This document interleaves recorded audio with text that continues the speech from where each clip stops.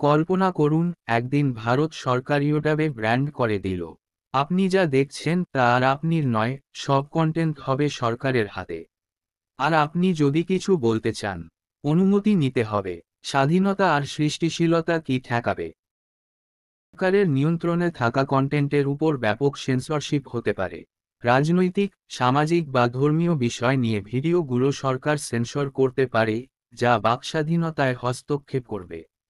কিছু স্বাধীন কন্টেন্ট বা বিতর্কিত বিষয় হয়তো আর আপলোড করা যাবে না। ইউটিউবে এই কন্টেন্ট তৈরি এবং শেয়ার করার স্বাধীনতা কমে যাবে। ব্যবহারকারীরা ভয় পেতে পারেন যে তাদের ভিডিওর বিষয়বস্তু সরকারের অপছন্দ হতে পারে এবং তা ব্লক বা মুছে ফেলা হতে পারে। কন্টেন্ট ক্রিয়েটরদের মুক্ত চিন্তা এবং সৃজনশীলতা ক্ষতিগ্রস্ত হতে পারে।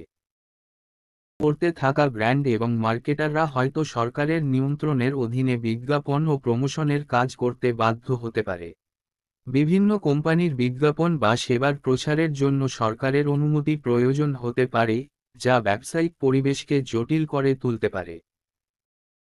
ভারত সরকার নিজেই ইউটিউবে এর প্রযুক্তিগত কাঠামো নিয়ন্ত্রণ করতে শুরু করলে কিছু প্রযুক্তিগত পরিবর্তন আসতে পারে, যেমন ডেটা প্রাইভেসি, ইউজার ডেটার নিরাপত্তা এবং অন্যান্য নীতি সম্পর্কিত বিষয়। সরকারের নিয়ন্ত্রণের কারণে নতুন নিয়মনীতি বাস্তবায়ন হতে পারে, যা ইউজার এক্সপেরিয়েন্সের উপর প্রভাব ফেলতে পারে।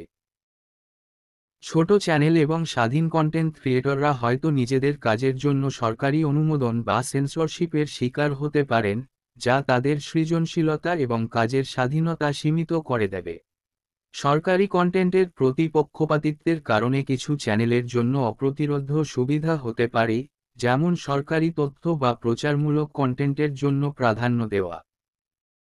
সরকারি নিয়ন্ত্রণে তথ্যের প্রবাহ বদলে যেতে পারে এবং এটি সরকারের পছন্দের তথ্যকে উজ্জীবিত করতে সহায়ক হতে পারে, কিন্তু অন্যদের জন্য এটা সীমাবদ্ধ হতে পারে।